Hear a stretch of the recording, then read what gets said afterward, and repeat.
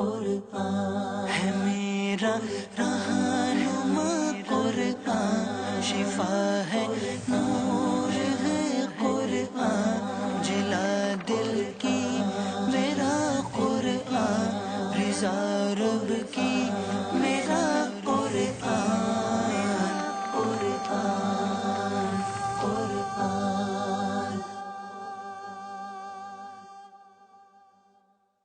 الحمد للہ رب العالمین والصلاة والسلام علی سید المرسلین، اما بعد فاعوذ باللہ من الشیطان الرجیم، بسم اللہ الرحمن الرحیم۔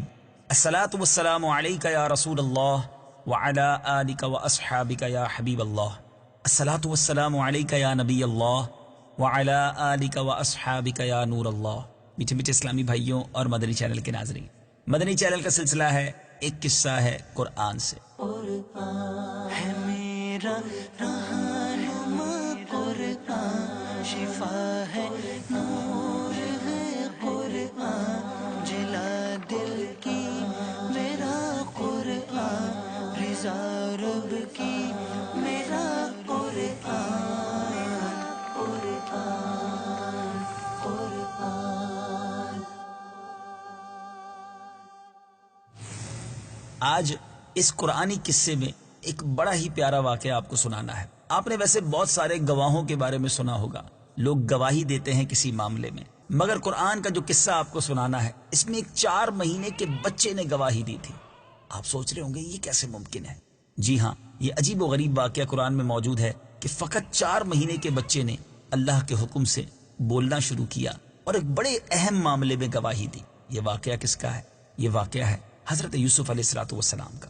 آپ کو جب آپ کے بھائیوں نے کنویں میں ڈال دیا تو ایک شخص جس کا نام مالک بن زعر تھا، جو مدین کا باشندہ تھا، ایک قافلے کے ہمراہ اس کنویں کے پاس پہنچا اور اپنا ڈول کنویں میں ڈالا تو حضرت یوسف علیہ السلام نے اس ڈول کو پکڑ لیا۔ مالک بن زعر نے آپ کو کنویں میں سے نکال لیا تو آپ کے بھائیوں نے اس سے کہا کہ یہ ہمارا بھاگا ہوا غلام ہے، گویا بھائی ماننے سے بھی انکار کر دیا، اور اس سے کہا کہ اگر تم اس کو خرید لو تو ہم بہت ہی سستا تمہیں بیچ دیں گے۔ چنانچہ ان کے بھائیوں نے صرف 20 درہم میں حضرت یوسف علیہ السلام کو بیچ ڈالا، مگر شرط یہ لگائی کہ تم اس کو لے کر اتنی دور چلے جاؤ کہ اس کی کبھی خبر بھی ہمیں سننے کو نہ آئے۔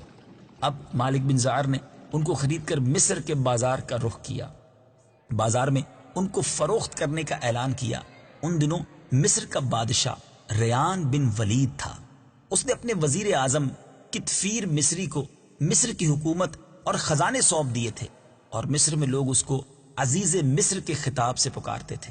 جب عزیز مصر کو معلوم ہوا کہ بازار مصر میں ایک بہت ہی خوبصورت غلام فروخت کے لیے لایا گیا ہے، تو اب حضرت یوسف علیہ السلام جو 20 درہم میں بھائیوں نے آپ کو فروخت کیا تھا، آپ کو معلوم ہے کہ عزیز مصر نے کیا قیمت دے کر آپ کو خریدا۔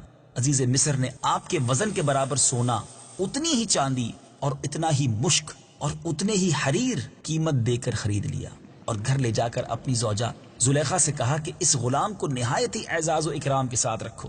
اس وقت آپ کی عمر مبارک 13 اور ایک روایت کے مطابق 17 برس تھی۔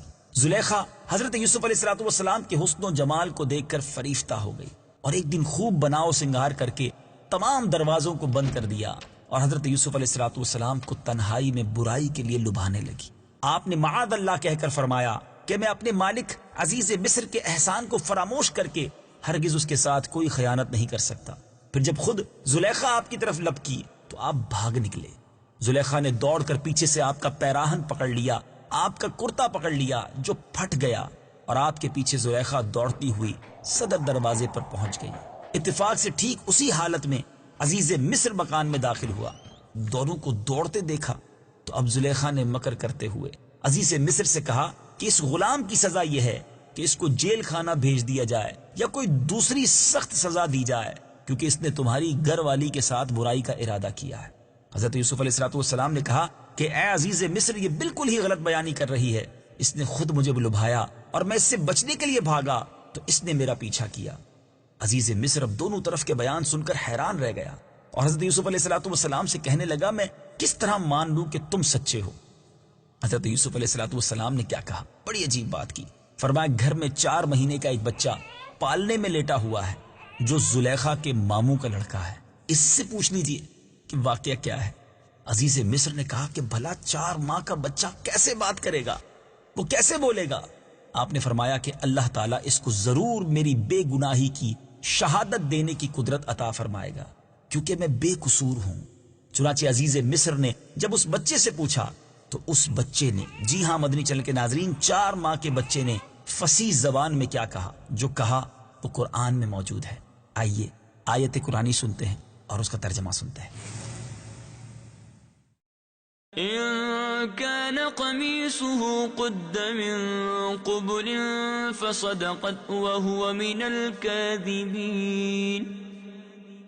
ترجمہ، گواہی دی کہ اگر ان کا کرتا آگے سے پھٹا ہوا ہو پھر تو عورت سچی ہے اور یہ سچے نہیں۔ وَإِن كَانَ قَمِيصُهُ قُدَّ مِن دُبُرٍ فَكَذَبَتْ وَهُوَ مِنَ الصَّادِقِينَ۔ ترجمہ، اور اگر ان کا کرتا پیچھے سے چاک ہوا ہے تو عورت جھوٹی ہے اور یہ سچے ہیں۔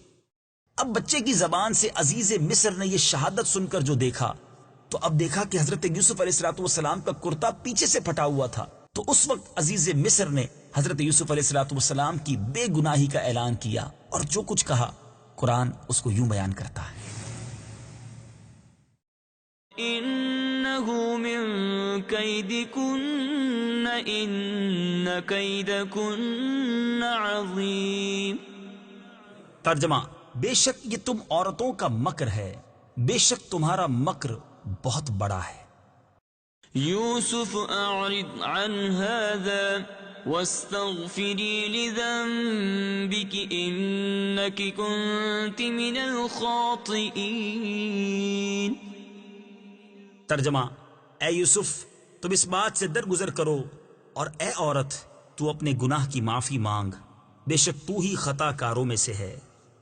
میٹھے میٹھے اسلامی بھائیوں، یہ واقعہ آپ نے سنا، بڑا ہی عجیب و غریب، 4 ماہ کے بچے کی گواہی دینا اللہ کے نبیوں کی کیا شان ہوا کرتی ہے۔ اور یہاں ایک اور بات ہم سب کے لیے بہت بڑا درس ہے۔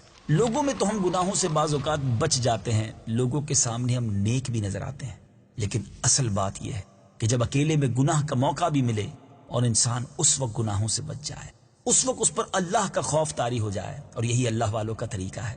اللہ کریم ہمیں ظاہری طور پر بھی نیک بنائے اور باطنی طور پہ بھی اپنا پسندیدہ بندہ بنائے۔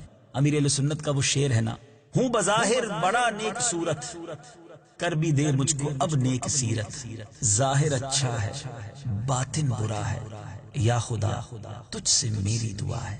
اللہ کریم ہمیں اکیلے میں بھی گناہوں سے بچنا نصیب فرمائے اور ظاہری طور پر بھی لوگوں کے سامنے بھی اپنے خوف سے گناہوں سے بچنا نصیب فرمائے۔